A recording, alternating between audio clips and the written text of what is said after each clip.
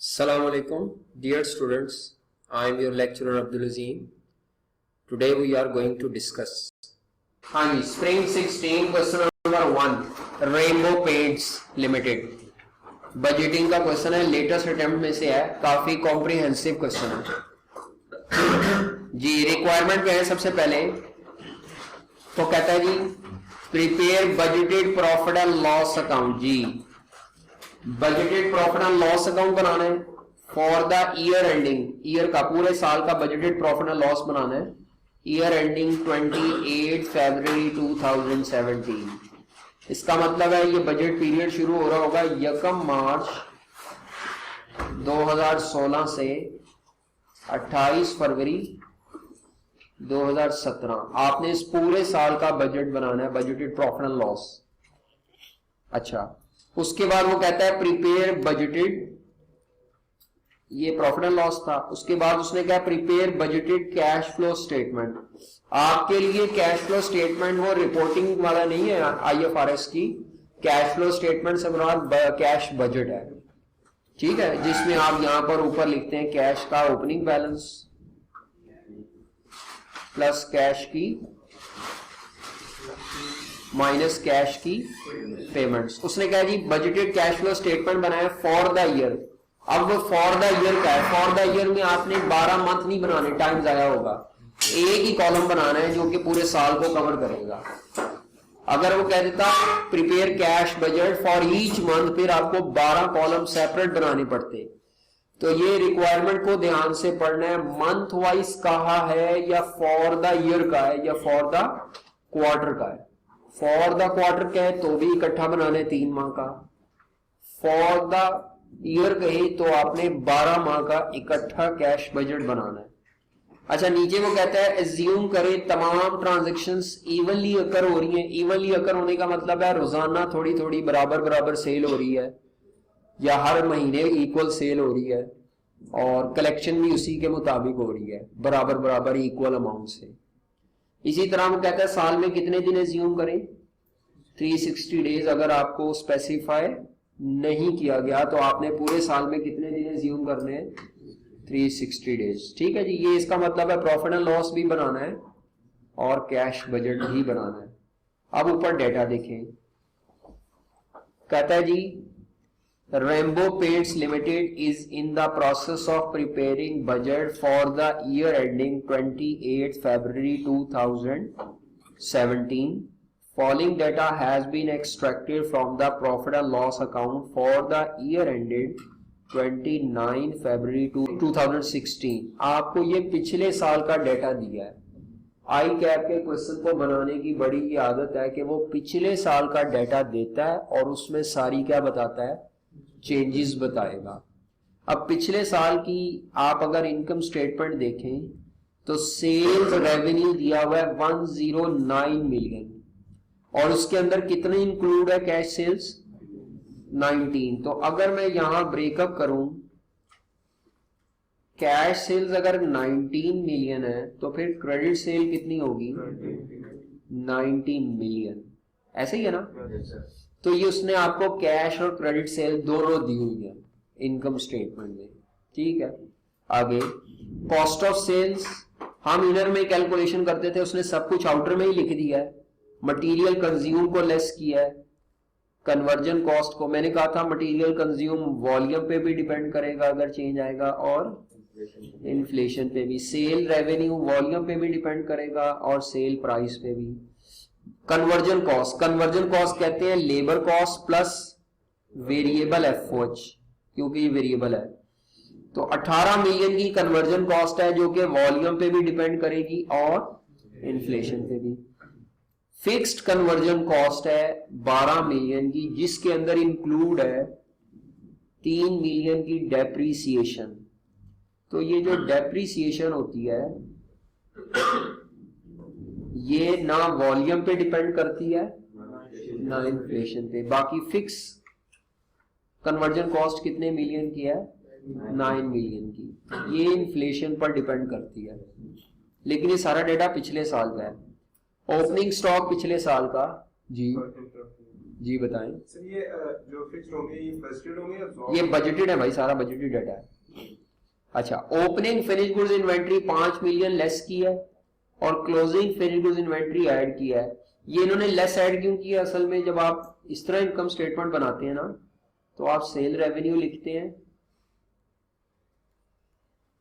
और cost of sales की अलहदा वर्किंग करते हैं, जिसमें आप ओपनिंग स्टॉक लिखते हैं प्लस प्रोडक्शन कॉस्ट लिखते हैं माइनस क्या करते हैं।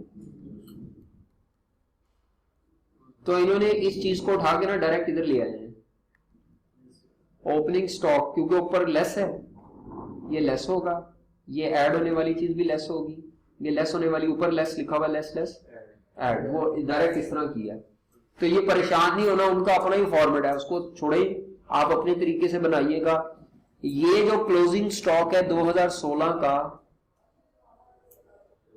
ये 2017 का क्या होगा? ओपनिंग स्टॉक होगा, और ये हमारे लिए इंपॉर्टेंट भी होगा, ठीक है।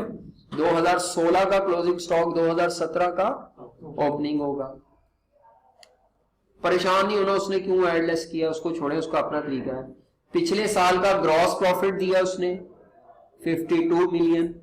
ऑपरेटिंग एक्सपेंसेस में आता है सेलिंग और एडमिन एक्सपेंस सारे, तो वेरिएबल सेलिंग एडमिन एक्सपेंसेस थे 25 मिलियन के। कितने मिलियन के?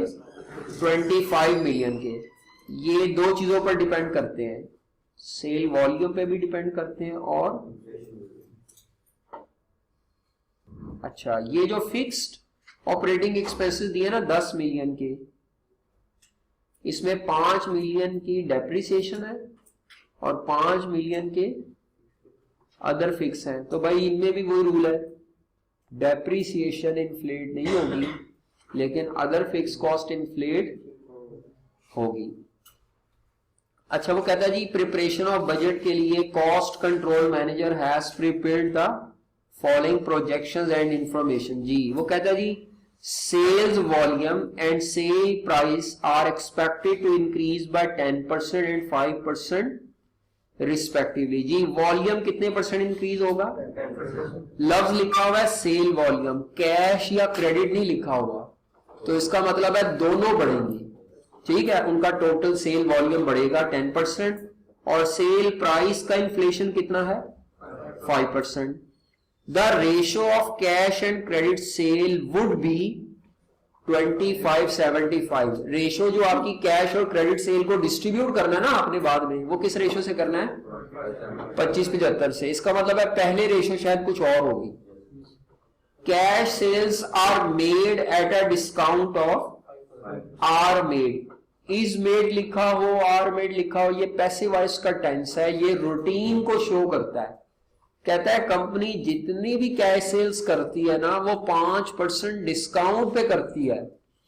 किस पे करती है? इसका मतलब है जो कैश पे चीजें बिकती हैं उनकी सेल प्राइस या सेल्स रेवेन्यू 5% कम होता है। ये जो 19 मिलियन आपको दिया हुआ है ना, ये 5% लेस होकर ये नेट दिया हुआ है। मुझे कैसे पता है ये नेट है? क्योंकि कंपनी आरमेड रूटीन को है, तो पहले भी 5% कम पे बेची थी और अगले साल भी 5% कम पे बेचनी है। अगर मैं आपसे कहूं इसको ग्रॉस में कन्वर्ट करें, क्योंकि ये जो सेल वॉल्यूम का इजाफा है या सेल का इजाफा है वो ग्रॉस फिगर्स पे आता है, तो ये बताओ कितनी होगी? ये 19 मिलियन 5% डिस्काउंट के बाद है। कैसे आया? ग्रॉस 100% है, डिस्काउंट 5% है, तो 95% पे डिवाइड कर दे। अच्छा ये समझ आया आपको? कैश सेल्स आर मेड, वो कहता है जी कैश सेल नेट पे बेची जाती है तो ग्रॉस पे आपने कन्वर्ट कर लेना है। पैराग्राफ 2 में वो कहता है जी average collection and payment time,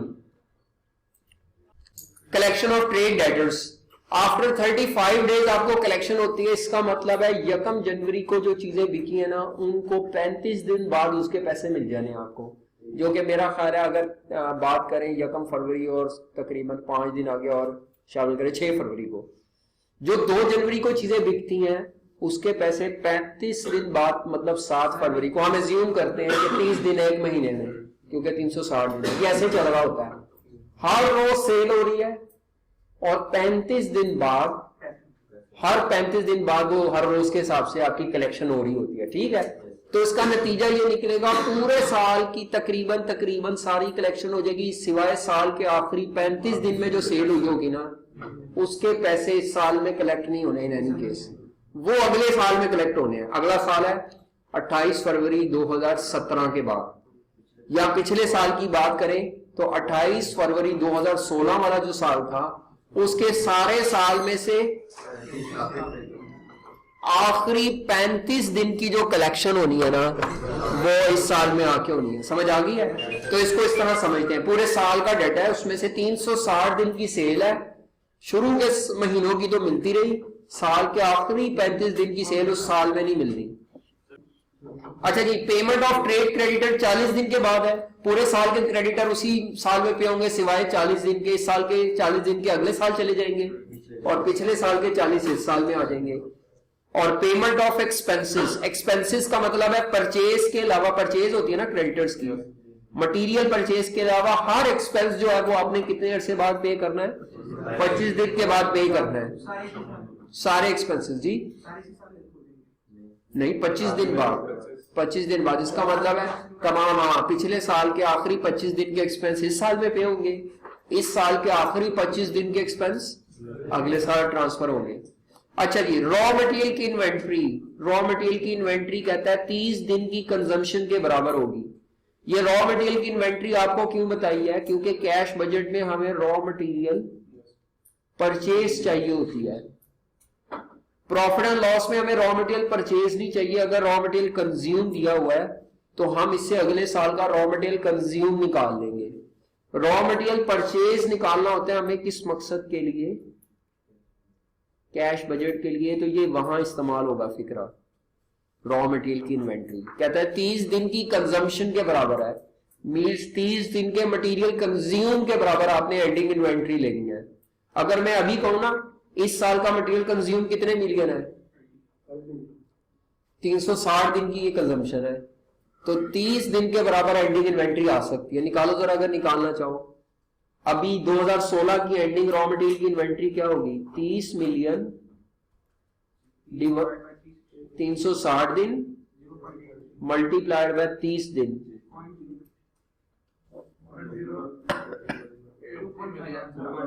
2.5 million. यानी 2016 में जो मटेरियल की एंडिंग इन्वेंट्री है वो 2.5 मिलियन है। अगले साल अगले मटेरियल कंज्यूम की बेस पे निकाल लेंगे। समझ आ गई है? अच्छा, opening and closing finish goods inventory quantity, quantity लिखा हुआ, कॉस्ट नहीं लिखा। Opening and closing finish goods inventory quantity would be same. अगर आपकी ओपनिंग और क्लोजिंग स्टॉक की क्वांटिटी सेम हो तो कॉस्ट सेम नहीं होगी। इन्फ्लेशन की वजह से आपकी जो फिनिश गुड्स की कॉस्ट ऑफ इन्वेंट्री है वो बढ़ जाएगी पिछले साल के मुकाबले में, कॉस्ट डेफिनेटली बढ़ेगी। ओपनिंग स्टॉक की कॉस्ट ये दी हुई 8 मिलियन, जो पिछले साल का क्लोजिंग था वो इस साल का ओपनिंग है। क्लोजिंग में क्वांटिटी सेम है, सिर्फ प्राइसेस के इन्फ्लेशन की वजह से कॉस्ट बढ़ेगी। वो अभी देखते हैं आगे चल के कैसे बढ़ानी है। ट्रेड क्रेडिटर्स, जो पिछले साल के क्रेडिटर्स हैं वो कितने मिलियन है? 3 मिलियन के पिछले साल के क्रेडिटर्स हैं। ये क्यों दिए हुए? ताकि आप उसकी पेमेंट कर सकें अभी इस दफा। ओपनिंग बैलेंस ऑफ क्रेडिटर है। प्राइस की इंक्रीज या इन्फ्लेशन कितने % लेना है? प्राइस की इंक्रीज इन्फ्लेशन को कहते हैं। रॉ मटेरियल में 10% का इन्फ्लेशन है, वेरिएबल और तमाम fixed expenses other than depreciation में 8% का इन्फ्लेशन है, और डेप्रिसिएशन कहता है, ये ना भी लिखा होता तो सेम ही रहती, इन्फ्लेट नहीं होती डेप्रिसिएशन। कहता है company plans to introduce a new product during the budget period. ये था हमारा बजट पीरियड। इस अरसे के दरमियान कंपनी एक नई प्रोडक्ट लाना चाह रही है, for which it plans to launch an advertisement campaign during September 16 to February 17। इसी अरसे के दौरान आपने किसी कंपनी के साथ कहा जी आप हमारी एडवर्टीजमेंट करें नई प्रोडक्ट की, उसको एडवर्टीजमेंट कैंपेन कहते हैं। जब आप किसी पार्टी के साथ एग्रीमेंट कर लें और आपने उसको एग्रीमेंट के तहत पैसे दे रहे हैं। कितने माह में पैसे, कितने माह के पैसे हैं? सितंबर 2016 से फरवरी 2017 तक 6 माह आपने एडवर्टीजमेंट करवाई है अपनी प्रोडक्ट की या करवाएंगे, बजट है ना। अच्छा, in this respect payment of ₹3 million each would be made on 1 September 2016 and 1 March 2017। आपने 3 मिलियन की पेमेंट तो इसी बजट पीरियड में की है, बाकी 3 मिलियन की पेमेंट आपने अगले बजट पीरियड में 1 मार्च 2017 को की है। हमने 28 फरवरी तक बजट बनाना है ना। तो जब आप कैश बजट बनाएंगे ना तो इस साल के कैश बजट में 3 मिलियन आएगा, बाकी 3 मिलियन अगले साल के कैश बजट में आएगा पेमेंट के लिए। 5 माह कैसे आ गए? मार्च को है ना, 1 मार्च पीरियड। हाँ हमारा पीरियड 28 को जी 6 माह पूरे पूरे लेंगे इससे क्या? यार आप समझे नहीं, हमने क्या किया है, सुन लें, हमने ये किया है, हमने सितंबर 2016 से लेकर 28 फरवरी 2017 तक एडवर्टीजमेंट करवाई है। कितने अरसे में बोनस बना? 6 माह एडवर्टीजमेंट की सर्विसेज ली है और सर्विसेज लेने पर अक्रूवल हो जाएगा ये, ठीक है। 6 माह का पेमेंट आपने क्या किया है, आपने 1 सितंबर 2016 को 3 मिलियन पे कर दिया है पहली इंस्टॉलमेंट, दूसरी इंस्टॉलमेंट आपने 1 मार्च 2017 को पे करनी है।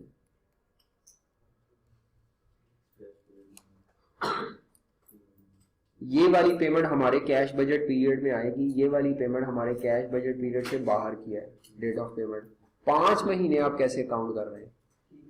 आपकी 2 किस्तों में पैसे दे रहे हैं, एक 3 मिलियन की इंस्टॉलमेंट आप इसी पीरियड में दे रहे हैं, 3 मिलियन की आप अगले पीरियड में दे रहे हैं। 1 फरवरी 2017 से अगला साल शुरू हो जाता है, 1 मार्च से, 1 मार्च 2017 से अगला साल शुरू हो जाता है भाई। तो ये 6 माह है। वैसे हमारा बजट पीरियड था 1 मार्च 2016 से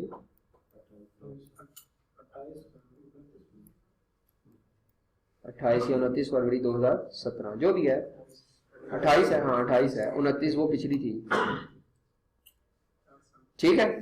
तो इस अरसे में 6 माह की एडवर्टीजमेंट आपने कराई है, तो सर्विसेज आपने 6 माह की ली है, पेमेंट आपने उसी साल में नहीं की, आपने आधी पेमेंट एक दफा किया, अगले साल में किया है। जब आप प्रॉफिट और लॉस बनाते हैं वो एक्रूअल बेसिस पे बनता है, तो प्रॉफिट और लॉस में 6 माह का एक्सपेंस 6 मिलियन पूरे का पूरा चार्ज होगा इस पूरे पीरियड में, लेकिन जो पेमेंट रिकॉर्ड करेंगे ना कैश बजट में वो कितने मिलियन की होगी? 3 मिलियन की। ये इसमें पॉइंट है। और ये ऑपरेटिंग एक्सपेंस में आएगा अलग से नीचे, अलग से एडवर्टीजमेंट, ठीक है। नई प्रोडक्ट है ना। आगे वो क्या कहता है, कंपनी कौन सी कॉस्टिंग यूज कर रही है? एब्जॉर्प्शन, इसका मतलब है मटेरियल, लेबर और वेरिएबल और फिक्स्ड ओवरहेड्स ऊपर आएंगे। और कंपनी कौन सा मेथड इस्तेमाल कर रही है? FIFO मेथड का मतलब है जो इस दफा का क्लोजिंग स्टॉक होगा फिनिश गुड्स का, वो करंट कॉस्ट पे वैल्यू होगा। किस पे वैल्यू होगा? करंट प्रोडक्शन कॉस्ट पे। जो पिछले साल का क्लोजिंग स्टॉक था फिनिश गुड्स का, वो पिछले साल की कॉस्ट पर यूनिट पे या प्रोडक्शन कॉस्ट पे वैल्यू हुआ होगा। ये याद रखिएगा कि FIFO मेथड में क्या होता है, 2016 में जब क्लोजिंग स्टॉक निकाला गया होगा ना, तो क्लोजिंग स्टॉक के यूनिट्स इनटू लास्ट ईयर की प्रोडक्शन कॉस्ट। लास्ट ईयर में 2016 हमारा लास्ट ईयर था ना, प्रोडक्शन कॉस्ट पर यूनिट। जब 2017 में आप निकालेंगे ना, तो क्लोजिंग स्टॉक के यूनिट्स इनटू करंट ईयर की प्रोडक्शन कॉस्ट पर यूनिट। उसने कहा ये जो क्वांटिटी है ना ये सेम है, ये जो क्वांटिटी है ना क्लोजिंग स्टॉक के यूनिट्स पिछले साल और इस साल, वो क्या है? हाँ, ये जो कॉस्ट है ना ये पिछले साल और इस साल की ये सेम नहीं रह सकती, क्योंकि इकोनॉमी में क्या आया है, मटेरियल की प्राइस भी इन्फ्लेट की है, कन्वर्जन कॉस्ट भी इन्फ्लेट की है, फिक्स कॉस्ट भी इन्फ्लेट की है। तो इन्फ्लेशन की वजह से ये पिछले साल और इस साल की जो कॉस्ट है वो चेंज होगी, जिससे आपका टोटल आंसर जो होगा वो भी चेंज होगा, जो आपका क्लोजिंग स्टॉक होगा फिनिश गुड्स का। अब हमने क्या करना है, प्रॉफिट और लॉस बनाना है। FIFO की स्टेटमेंट समझ आ गई है? ये मैंने ये बताना चाह रहा हूं कि करंट ईयर की कॉस्ट में वैल्यू होगी। अब आपने प्रॉफिट एंड लॉस भी बनाना और कैश फ्लो स्टेटमेंट भी बनाएगी। लिखिए, स्टार्ट करें। प्रॉफिट एंड लॉस बनाए पहले, फॉर्मेट बनाने पहले प्रॉफिट एंड लॉस का, जो भी नाम है, रेनबो पेंट्स सॉल्यूशन हम कर रहे हैं इसका प्रॉपरली अब। अच्छा जी, फॉर द ईयर एंडेड 28 फरवरी 2017 जी, rupees in million sales revenue, उसमें सबसे पहले लिखें कैश सेल्स और इसको नेट ऑफ डिस्काउंट लिखेंगे। दूसरी कौन सी है, इन दोनों को ऐड करके उसके बाद हेडिंग है cost of sales,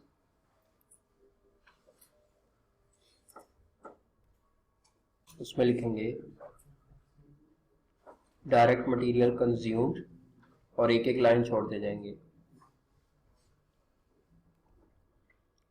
variable conversion cost,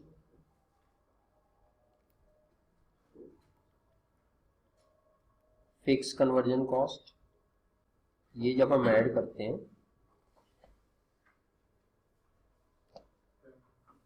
तो इसके बाद opening, work in process, closing कुछ नहीं है। ये जो आंसर आएगा ये कहलाएगा, क्योंकि opening, closing, work in process नहीं है। ये एक एक लाइन छोड़ते जाइएगा। हम ऐड करेंगे cost of opening finish goods, जो कि 2016 से हमें मिल जाएगा, माइनस करेंगे cost of ending finish goods stock February 2017 का, ये हमने फाइंड करना होगा। ये हमारे पास 8 मिलियन है। पिछले साल का क्लोजिंग, इस साल का ओपनिंग बनेगा। चेक करें आप जरा क्वेश्चन में, जो पिछले साल का क्लोजिंग स्टॉक था फिनिश गुड्स का, वो ओपनिंग बनेगा 8 मिलियन, ऐसे ही है। तो ये कॉस्ट ऑफ सेल आ जाएगी आउटर में, माइनस करेंगे तो ग्रॉस प्रॉफिट आ जाएगा। ग्रॉस प्रॉफिट में से लेस करेंगे ऑपरेटिंग एक्सपेंसेस, सेलिंग एडमिन जी। ऑपरेटिंग एक्सपेंसेस में हमारे पास इस क्वेश्चन में है वेरिएबल ऑपरेटिंग एक्सपेंसेस, एक लाइन छोड़ दें। फिक्स्ड एक्सपेंसेस इंक्लूडिंग डेप्रिसिएशन, एक लाइन छोड़ दें। और उसके बाद अब आई है एडवर्टीजमेंट कॉस्ट।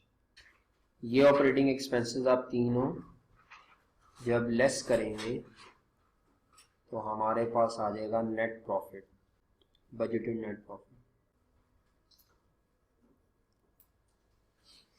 मैंने कहा था क्वेश्चन को सॉल्व करने की अप्रोच ये है कि सबसे पहले आपने क्वांटिटी का डेटा सॉल्व करना होता है। अगर आपको सेल्स की क्वांटिटी, प्रोडक्शन यूनिट्स की quantity, opening stock, closing stock of goods की क्वांटिटी का डेटा दिया हो, फिर आपने सेल्स रेवेन्यू को सॉल्व करना होता है, फिर आपने फिक्स कॉस्ट को सॉल्व करना होता है, और आखिर में किसको सॉल्व करें, वेरिएबल कॉस्ट को। तो क्वेश्चन की अगर आप अप्रोच बना लें तो कुछ ना कुछ वर्किंग्स आप कर लेंगे। प्रॉब्लम यह है कि इस क्वेश्चन में क्वांटिटी का डेटा नहीं है, ना ओपनिंग की क्वांटिटी नहीं है, यूनिट्स है ही नहीं, सारा डेटा रुपीस और परसेंटेज से ही चेंज होना है। किससे चेंज होना है? रुपीस और परसेंटेज से। इसीलिए हम सबसे पहली वर्किंग किसकी करेंगे, सेल्स रेवेन्यू जी, सेल्स रेवेन्यू की वर्किंग करेंगे। लिखें जी सेल्स रेवेन्यू।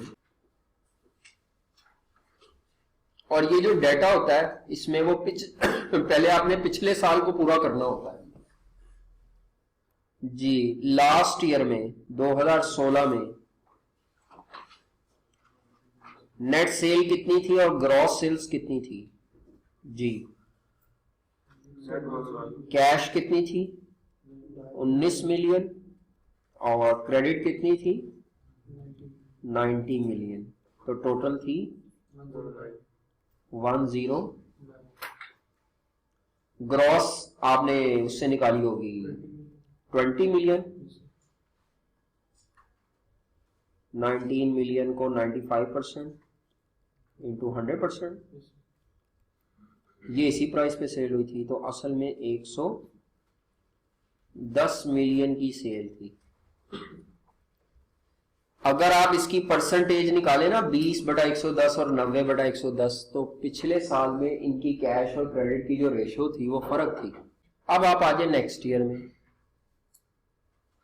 नेक्स्ट ईयर की जो सेल है 2017 की, उसने ब्रेकअप बाद में कराया है। इस 110 मिलियन को हम बढ़ाएंगे क्योंकि उसने कहा रेशियो है 25/75। जी 110 मिलियन की सेल है, इसमें वॉल्यूम का इजाफा कितना है? सेल वॉल्यूम का इजाफा है, और सेल प्राइस का इन्फ्लेशन कितना है? 5%। तो अगले साल का सेल्स रेवेन्यू आ जाएगा। ये टोटल को क्यों बढ़ा रहे? क्योंकि ब्रेकअप बाद में करना है। 1 to 7.05 चेक करें, यही आता है। इसको आप ब्रेकअप करें 25% रेशो और 75 रेशो में। 25-75 की रेशो में उसने खुद कहा हुआ था डिस्ट्रीब्यूट करना है। 31.76 आगे बस वो राउंड कर लें। 95.29 मिलियन। आपने ग्रॉस सेल्स को चेंज करना होता है, जो भी परसेंटेजेस लगानी है डिस्ट्रीब्यूट करना है वो ग्रॉस सेल्स को करना है। अब इसको नेट किया जा सकता है, ये तो ऐसे ही आएगी। इसमें 95% कर लो क्योंकि उसने कहा था 5% डिस्काउंट होता है। जी कितना? 17 मिलियन। कॉपी कर लो इसको ऊपर आके 30.17 और क्रेडिट सेल कितनी है? 95.29 मिलियन। टोटल बताओ कितना आता है? 125 मिलियन। वर्किंग वन का रेफरेंस दे दीजिए, ये आपकी सेल्स रेवेन्यू आ गया। ठीक है, अब नीचे आप कोशिश करें सारी फिक्स कॉस्ट लिखें। जी इधर से ये लिखते हैं पहले, fix conversion cost. Fix conversion cost जी पिछले साल कितनी थी? 9 ये ऊपर हमने की थी लगा 9 और 3, तो इसमें डेप्रिसिएशन तो सेम रहेगी 3 मिलियन प्लस 9 मिलियन जो था उसको इन्फ्लेट कर लें 8%। जी इन्फ्लेट करके क्या आता है? 12.72। जी ये 3 मिलियन जो डेप्रिसिएशन है ये इन्फ्लेट नहीं होगी, बाकी इन्फ्लेट होगी। इसी तरह और कोई फिक्स कॉस्ट है? ये फिक्स ऑपरेटिंग एक्सपेंसेस हैं इंक्लूडिंग डेप्रिसिएशन। तो इसमें 5 मिलियन की डेप्रिसिएशन सेम टू सेम वैसी रहेगी, बाकी रिमेनिंग फिक्स कॉस्ट जो 5 मिलियन थी वो भी 8% इन्फ्लेट होगी।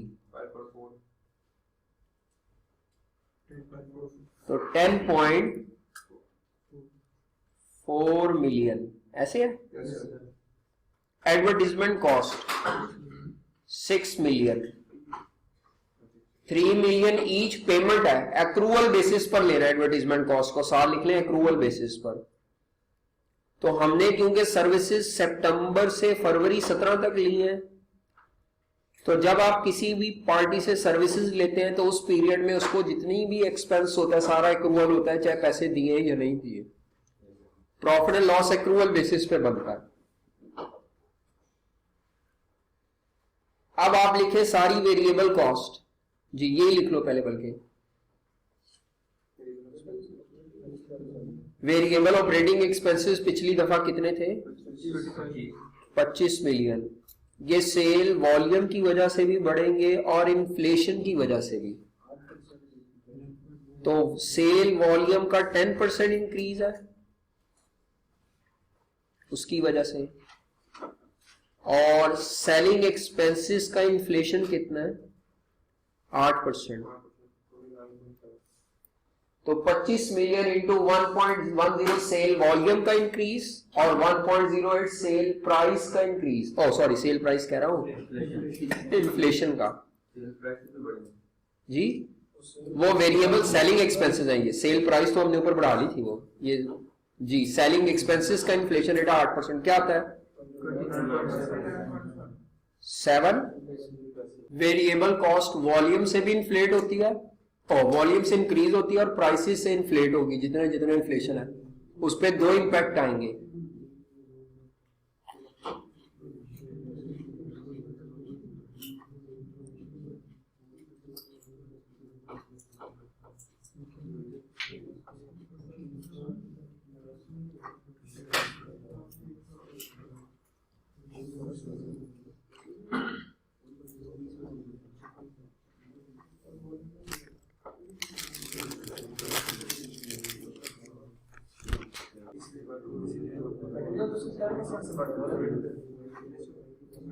ये मैंने ऊपर लिखा हुआ है, हर वेरिएबल कॉस्ट वॉल्यूम से भी इंक्रीज होती है और इन्फ्लेशन से भी। तो वो निकाले ना, ये देखो आप सबको पता है ओपनिंग स्टॉक प्लस क्या होता है? नहीं फिनिश प्रोडक्ट में opening stock plus production minus cell units. अगर ओपनिंग स्टॉक 5000 यूनिट्स है, क्लोजिंग स्टॉक भी 5000 यूनिट्स है और सेल 50000 यूनिट्स है, तो प्रोडक्शन कितनी होगी? एज्यूम डाटा है ये, यहां नहीं है कोई भी डाटा यूनिट्स में नहीं दिया हुआ, 50 ही होगा ना।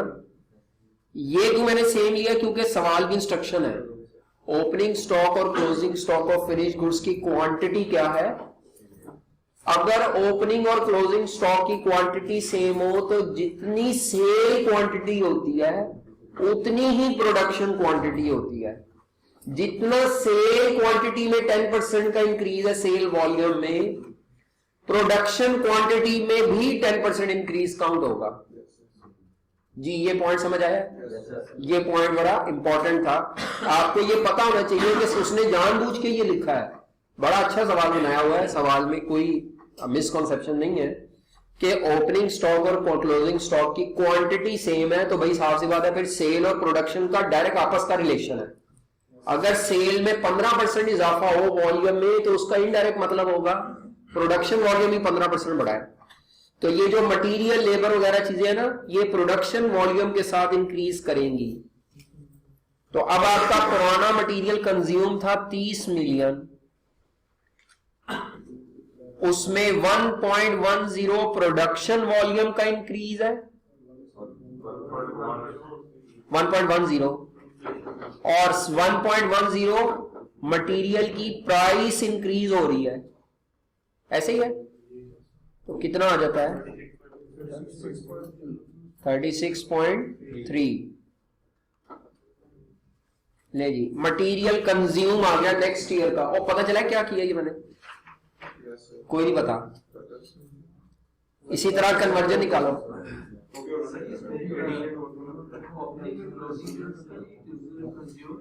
जी तो वो मटेरियल परचेज आप निकालना चाहे तो निकाल सकते हैं, लेकिन वो हमें चाहिए कैश बजट के लिए, इधर नहीं चाहिए ना, कंज्यूम चाहिए होता है वो हमारे पास है। अगर आप परचेज निकालना चाहते हैं तो रिवर्स तरीके से जाके आप निकाल सकते हैं मटेरियल। किसमें? इस 30 मिलियन में ये पिछले साल का मटेरियल कंज्यूम्ड है तो इसका क्लोजिंग तो निकल सकता है पिछले साल का, ओपनिंग नहीं पता। और वो पिछले साल का क्लोजिंग इस साल का ओपनिंग होगा। इस साल भी सर वो inflate नहीं हो गया इस तरह 1.1 से? क्या चीज? ओपनिंग भी inflate नहीं हो गया 1.1 से? वो ओपनिंग भी इस साल ओपनिंग भी इन्फ्लेट हो गया। टेबल कन्वर्जन कॉस्ट क्या थी है, कितनी थी पहले? 18 मिलियन की कन्वर्जन कॉस्ट थी। 1.10 प्रोडक्शन वॉल्यूम का इजाफा है इंटू 1.08 इन्फ्लेशन का इजाफा है कॉस्ट का। कितना है?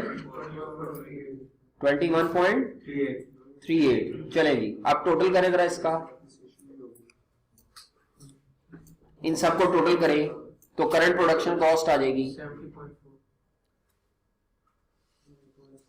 क्या आता है? 70 मिलियन। ओपनिंग स्टॉक ये दिया हुआ है, क्लोजिंग स्टॉक नहीं है। क्लोजिंग स्टॉक में क्वांटिटी तो सेम है लेकिन कॉस्ट सेम नहीं है। और कॉस्ट इसलिए सेम नहीं है क्योंकि अब इसके अंदर मटेरियल भी इन्फ्लेट कर रहा है, लेबर वेरिएबल कन्वर्जन भी कर रही है।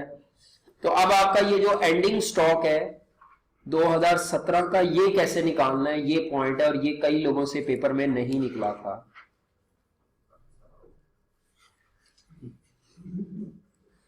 ये किसी से भी नहीं निकला था पेपर में, बहुत कम लोग हैं जिन्होंने पेपर में क्लोजिंग स्टॉक निकाला था। तो working number 2, cost of closing finish good stock after inflation. जी, पिछले साल की और इस साल की क्वांटिटी सेम है कि डिफरेंट है? क्लोजिंग स्टॉक और सेम है क्वांटिटी। तो अगर आपका ओ क्लोजिंग स्टॉक का आंसर बढ़ा तो वो सिर्फ और सिर्फ किस वजह से बढ़ेगा? इन्फ्लेशन। अब प्रॉब्लम ये है कि सब चीजों का इन्फ्लेशन एक रेट नहीं है। मटेरियल का रेट और है, कन्वर्जन कॉस्ट का रेट और है, और डेप्रिसिएशन तो इन्फ्लेट ही नहीं करती। हमें पता ना ये जो ओपनिंग और क्लोजिंग स्टॉक है ये प्रोडक्शन कॉस्ट पे वैल्यू होता है, मटेरियल भी होता है इसके अंदर, पिछले साल का मटेरियल, पिछले साल का लेबर, पिछले साल का ओवरहेड, सब कुछ इसके अंदर होता है। तो अब मुझे क्या करना है, सबसे पहले मुझे ये बताएं लास्ट ईयर की प्रोडक्शन कॉस्ट क्या थी? 2016 की मुझे जरा प्रोडक्शन कॉस्ट तो बताएं। उसमें मटेरियल कंज्यूम कितना था लास्ट ईयर का? कन्वर्जन कॉस्ट क्या थी? वेरिएबल कितनी? फिक्स कन्वर्जन क्या थी? 12 मिलियन। और डेप्रिसिएशन कितनी थी? नहीं, वो अलग कर लो जरा। तो लास्ट ईयर की टोटल प्रोडक्शन कॉस्ट क्या थी? अब ये जो प्रोडक्शन कॉस्ट थी ना, इसी के अगेंस्ट लास्ट ईयर की जो क्लोजिंग फिनिश गुड्स थी, क्लोजिंग फिनिश गुड्स की कॉस्ट लास्ट ईयर में कितनी थी? 8 मिलियन। ये 8 मिलियन के अंदर भी ये सब कुछ है, ये आपको याद होना चाहिए। 60 मिलियन इन चीजों से मिलकर बना है, तो ये 8 मिलियन भी इन सारी चीजों से मिलकर बना है। तो इस 8 मिलियन के अंदर मटेरियल कितना है? 8 मिलियन के अंदर लेबर कितनी है? ये कितना है, ये कितना है, ये अलग-अलग निकाले। अलग-अलग कर क्यों रहे हैं? क्योंकि मैंने 2017 में क्या करना है, इनको एक एक करके इन्फ्लेट कर लेना है, तो मेरे पास आ जाएगी। तो ये ऐसा मैं क्यों कर रहा हूं? ताकि मुझे इन्फ्लेशन इनकॉर्पोरेट कर सकूं, इसको डिस्ट्रीब्यूट करके। अब अगर मुझे आप बताएं कि 8 मिलियन को कैसे डिस्ट्रीब्यूट करूं, तो आप कहेंगे सर इनकी रेशो बना लें। 30 million divided by 60 million into 8 million. जी क्या है? 4 मिलियन। ये कितना आता है? ये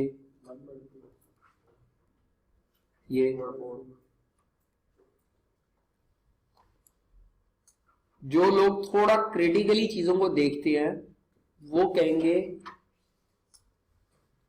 वो इसको पता है कैसे समझते हैं, वो इसको कैसे इंटरप्रेट करते हैं, थोड़ा इसको समझ लें।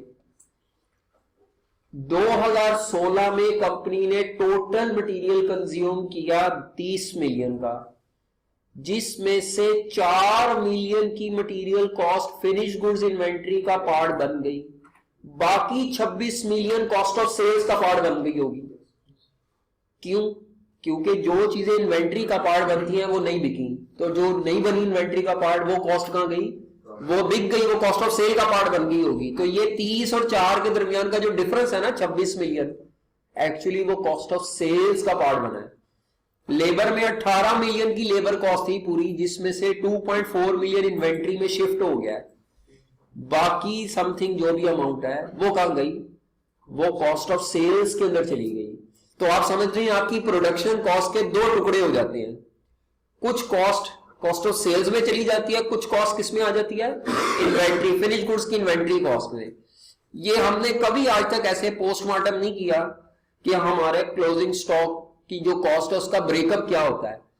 ये उसने आपको अब सिखाया है यहां पर, और थॉट दे दिया है कि हर कॉस्ट, प्रोडक्शन कॉस्ट जो होती है ना, मटेरियल, लेबर, ओवरहेड्स, वो सारी की सारी उसी प्रपोर्शन से फिनिश गुड्स की कॉस्ट में आ रही होती है जिस प्रपोर्शन से ऊपर लिखी होती है।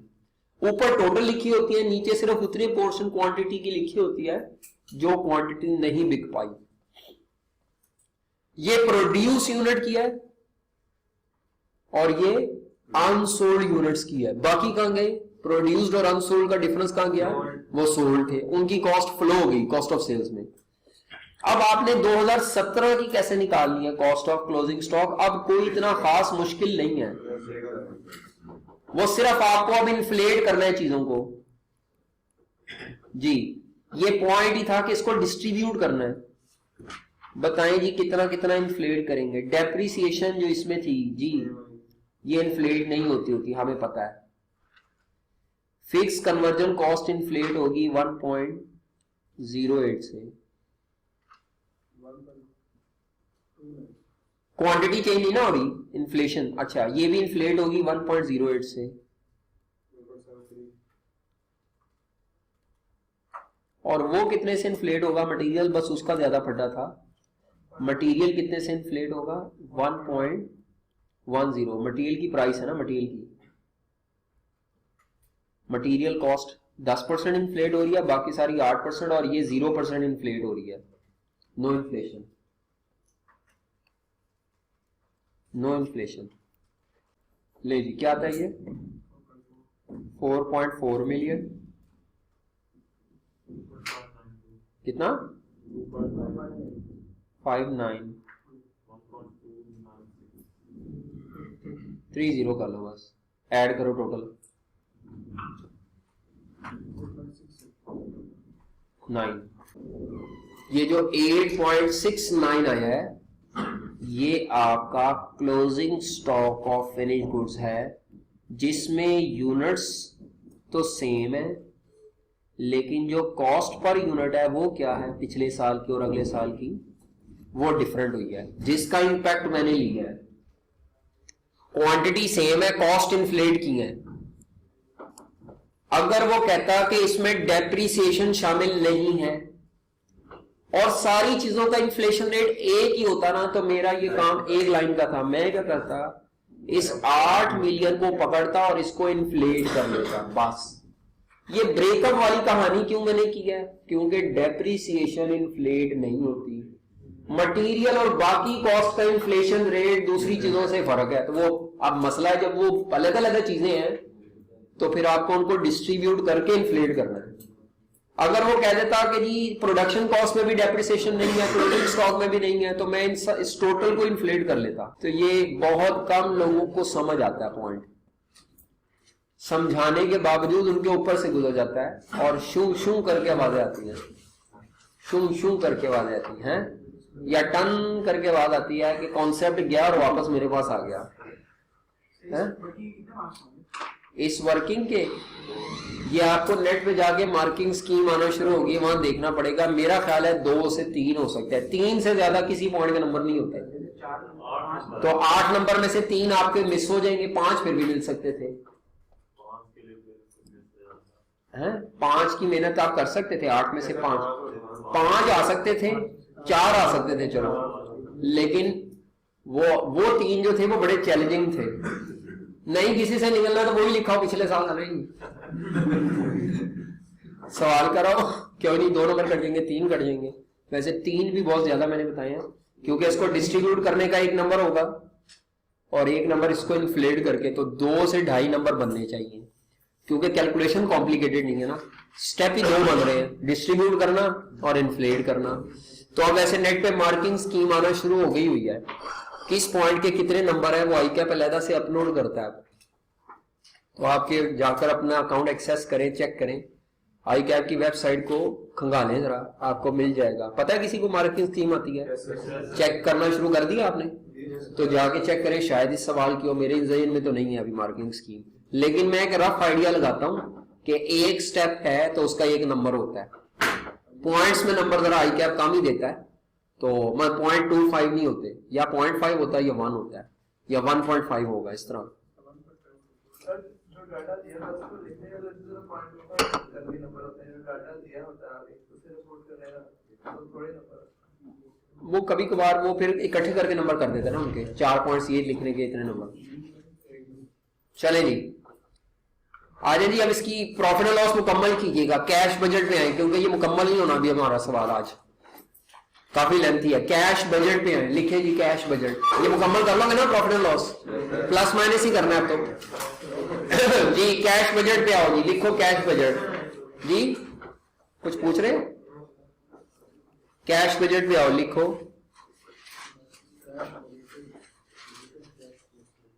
रेनबो एंटरप्राइजेज या जो भी नाम है,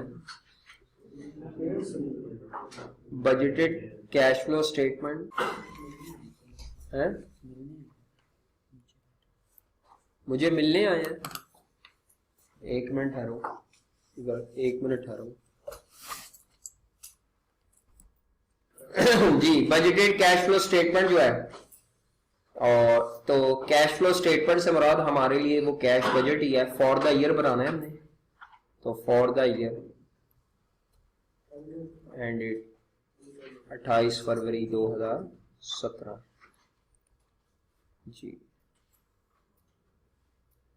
तो लिखे कैश का ओपनिंग बैलेंस, कैश का opening balance plus cash receipts जी, रुपीज इन मिलियन लिखें जी। कैश का, क्योंकि पूरे साल का है, तो कैश का बैलेंस 1 मार्च 2016 को क्या गिवन था क्वेश्चन में, या पिछले साल का 28 फरवरी का गिवन होगा।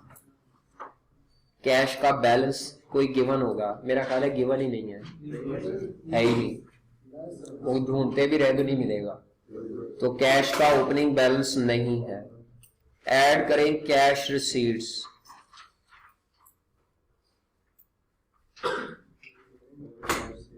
तो कैश की रिसीट्स में कैश सेल्स के पैसे कितने मिलेंगे वो सारे के सारे वैसे लिख लें। कलेक्शन ऑफ क्रेडिट सेल्स, इसकी हम वर्किंग करेंगे, वर्किंग 3 जी। कैश सेल्स वो जो ऊपर आपने लिखी हुई थी, कितनी निकाली थी इनकम स्टेटमेंट में? 30.17, वो नेट ही है, उसमें डिस्काउंट जितना वो कैश रिसीव नहीं हुआ वो कैश बजट में नहीं आता। अच्छा, कलेक्शन ऑफ क्रेडिट सेल की वर्किंग करेंगे, उसके लिए ये वर्किंग नंबर 3 जो है, कलेक्शन ऑफ क्रेडिट सेल।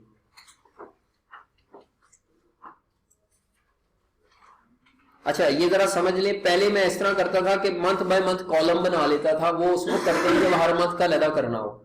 अगर पूरे साल का करना हो ना, वहां मैं नॉर्मली डेटर्स का, क्रेडिटर्स का इस तरह टी अकाउंट बना लेता हूं। और भी तरीके हैं प्लस माइनस करने वाले, मैं टी अकाउंट बनाता हूं। तो आप लिखें यहां पर डेटर्स का टी अकाउंट बना लें, वो सबसे आसान तरीका है। और भी तरीके हैं, लेकिन मैं डेटर्स का टी अकाउंट बना रहा हूं 2017 के लिए, एज ऑन 28 फरवरी 2017 जी। तो डेटर्स का ओपनिंग बैलेंस, पहले आइटम्स के नाम लिखूंगा, फिगर्स नहीं। डेटर का ओपनिंग बैलेंस यहां पे आएगा, ब्रॉट डाउन नहीं होगा तो कैलकुलेट कर लेंगे। फिर लिखेंगे नीचे credit sale for the year. हाँ जी, कितनी क्रेडिट सेल थी? क्रेडिट सेल अभी हमने निकाली थी ऊपर 95.29 ये मेरा अपना शॉर्टकट है कि अगर आपको पूरे साल के लिए या पूरे क्वार्टर का इकट्ठा कैश बजट मांगा है तो आप हर मंथ का टेबल ना बनाए बल्कि टी अकाउंट बना लें जी। क्रेडिट सेल, अच्छा जी। कैश रिसीव आएगा इधर क्रेडिट साइड पर, बैलेंसिंग फिगर आएगा ये बैलेंसिंग फिगर। हाँ, डेटर का क्लोजिंग बैलेंस मैं पहले निकालूंगा। डेटर का मैं क्या निकालूंगा? Closing balance. हमने ये जो 95.29 मिलियन की क्रेडिट सेल की है पूरे साल में, ये पूरे साल में सारी सेल तकरीबन मिल चुकी होगी सिवाय लास्ट 35 डेज की नहीं मिली हो। 35 दिन था ना डेटर का टाइम, साल के आखिरी 360 दिनों में से 335 दिन की 335 कह रहा हूं, 35 दिन की नहीं मिली, बाकी सब मिल गई है। तो वो अगले साल शिफ्ट करने के लिए क्लोजिंग बैलेंस लिख लें डेटर का, वो आएगा 95.29 मिलियन डिवाइडेड बाय 360 दिन की sale multiplied by last 35 days of 2017 के। तो 2017 के आखिरी 35 दिन की आपको सेल के पैसे नहीं मिले जी। क्या है 9 पॉइंट, और भी तरीके हैं इसको करने के, 9.26 मिलियन। अगर ये पैसे आप इस दफा के अगले साल लेके जा रहे हैं तो पिछले साल के भी तो ऐसे पैसे ही होंगे ना जो आखिरी 35 दिन के पैसे आपको नहीं मिले होंगे। तो पिछले साल की क्रेडिट सेल कितनी थी? 90 मिलियन, 90 मिलियन डिवाइडेड बाय 360 दिन और इनटू 35 दिन। पिछले साल के लास्ट 35 डेज के पैसे भी आपको पिछले साल में नहीं मिले होंगे। कितना आता है? 75। देख रहे हैं ये ओपनिंग बैलेंस पिछले साल की सेल से निकाल लिया, क्लोजिंग बैलेंस इस साल की सेल से निकाल लिया। अब आपका कैश रिसीव बड़े आराम से आ सकता है। इधर का टोटल करेंगे,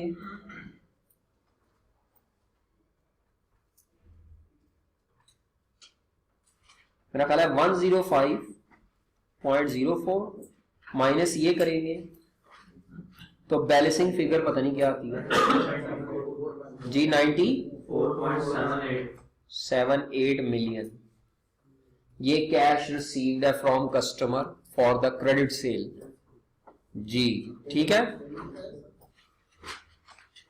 94.78 मिलियन।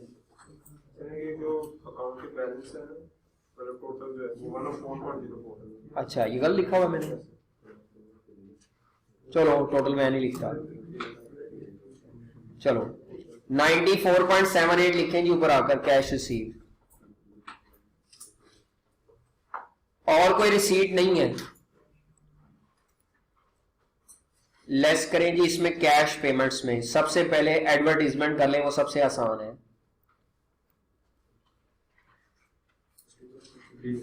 हाँ जी, एडवर्टीजमेंट की पेमेंट आपने 1 सितंबर को की है,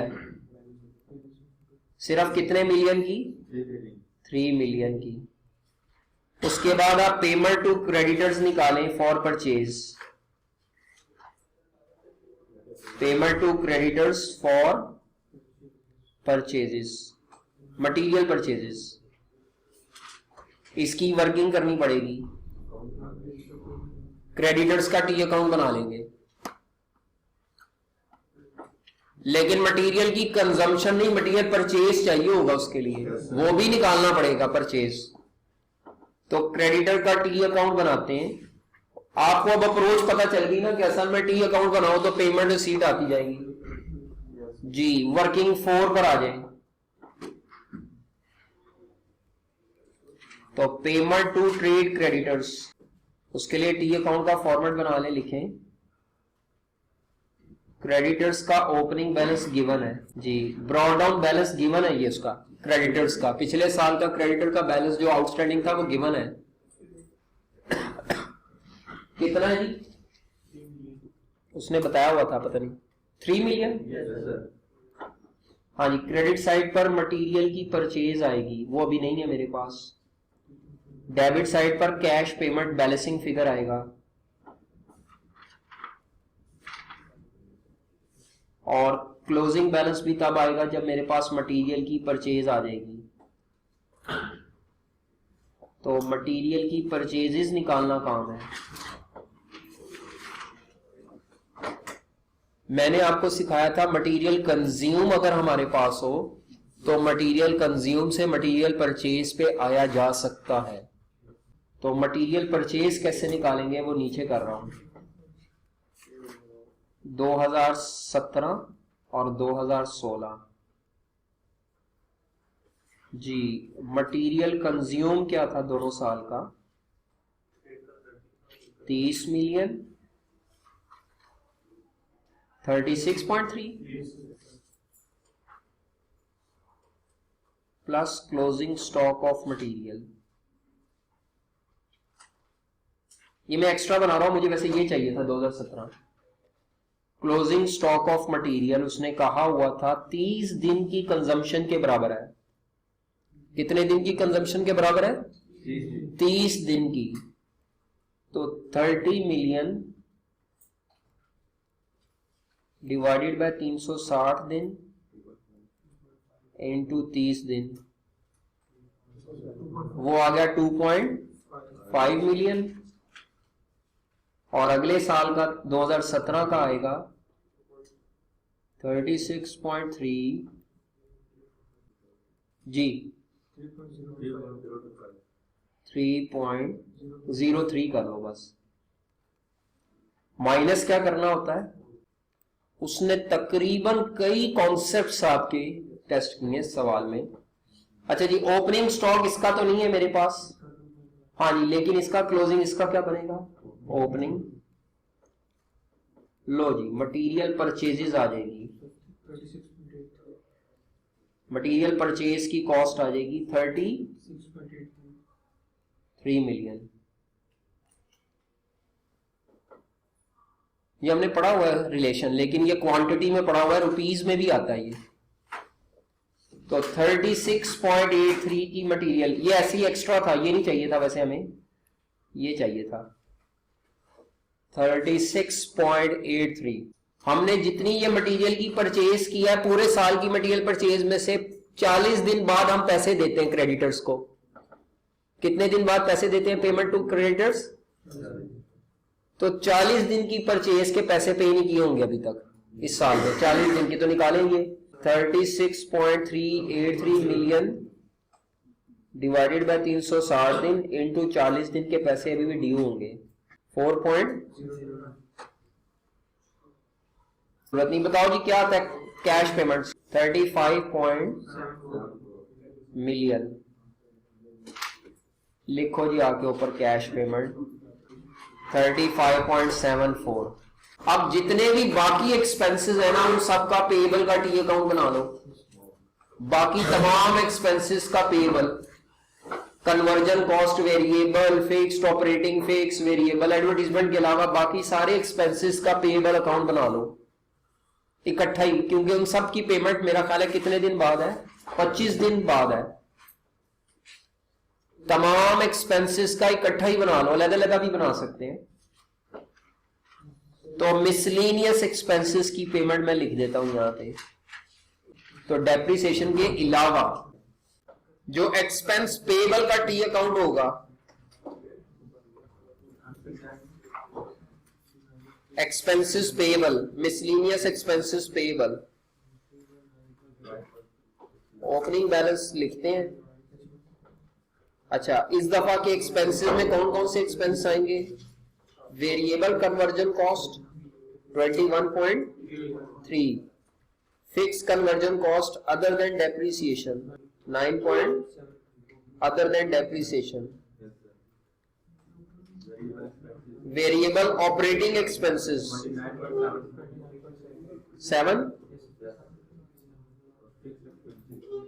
फिक्स्ड ऑपरेटिंग एक्सपेंसेस। तो इनका टोटल क्या आता है? 66.2। Closing balance 66.2 million divided bye 360 दिन इंटू 25, 4. 6 मिलियन। ओपनिंग बैलेंस के लिए पिछले साल की production cost other than depreciation लेंगे और वो तो पिछले साल की ये चीजें जमा करेंगे। अच्छा, वेरिएबल कन्वर्जन कॉस्ट क्या थी? 18, 9, 25, 5 डिवाइडेड बाय 360 मल्टीप्लाइड बाय 25, ऐसे ही है 3 लो, तो कैश पेमेंट आ जाएगी 65.